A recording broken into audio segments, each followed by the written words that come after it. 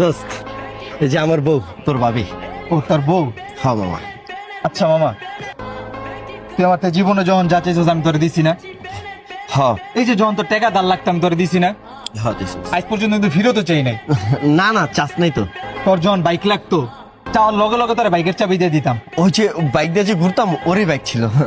হ্যাঁ দিছিস। তোর বিপদে আপদে সব সময় জনি ডাক দিছিস, আমারে পাইছস না? না দোস্ত, তোরে আমি সব সময় পাইছি। আজকে মামা বন্ধু হিসাবে একটা কথা কম রাখবি। তোর কি লাগবো? তুই আমার তো জানা এটা জিয়ানের কি আছে, তোর লেগে একটা জান দিয়া দিমু, তুই খালি কনা কি লাগবো। আজকে না ওয়েদারটা অনেক কড়া, তোর বউটা মারি দিবি। এটা তুই কি চাইলি? বুঝলাম না মামা, একটা পরের মায়ের লিগে আমার গায়ে হাত দিলি। এতদিনের বন্ধুত্ব, ছোটতে দুজন এক লগে বড় হইছি, আজকে বিয়া কইরা 2 দিন ধরে বিয়া করছিস, আমার বলার হাত দিছিস মামা।